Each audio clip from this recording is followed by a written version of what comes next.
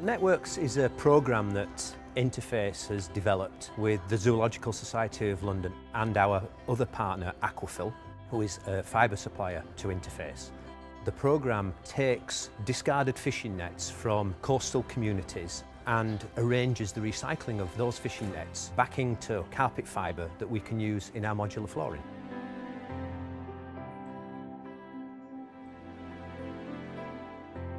What we're doing with Networks is creating a new and innovative and practical example of an inclusive business model. Groups from the communities go out into the environment, collect nets off the beaches or from the sea, and they get nets from fishers at the end of life, so preventing them from getting into the environment in the first place. As a group, the community then sell the nets into a global supply chain and they're regenerated into nylon yarn that can then be used to make some very beautiful products, such as Interface's carpet tiles. What we want to do with Networks is ensure that as much of the value of the nets is retained within the community in order for the communities to benefit as much as possible. It's not a charity, this is a social enterprise. I always believe that you can do business at the same time contributing for very serious objectives like cleaning the oceans of marine debris. Developing inclusive business is not about philanthropic giving. We're doing this to demonstrate that there is a better way of doing business.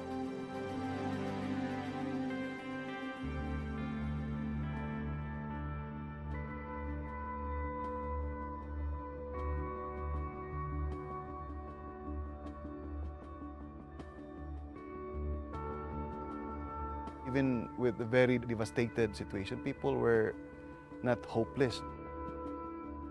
We have a strong spirit. We believe in, we call it bayanihan. It's how we volunteered ourselves if one member in the community needed our help. The resilience of the people in the Philippines has been amazing. The infrastructure that we designed for taking fishing nets out of the villages, they reversed so that they could use to bring aid into the villages. One of the things I find really interesting over the last year is seeing the way that the people are responding to the programme. What we expected to find after the earthquake was that the volume of nets being collected would reduce as people's priorities change and they focus on trying to rebuild.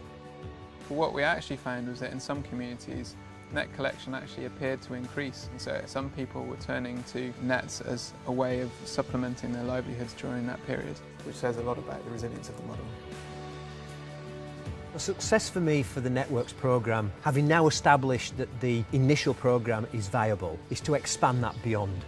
To also influence the broader manufacturing community to explore inclusive business opportunities in their supply chain. It's a huge achievement to have got to where we have got to, and to be able to sit here today and look around at all the huge quantity of nets that are here and realise the amount of work that's actually gone into that. I think it's been a huge success.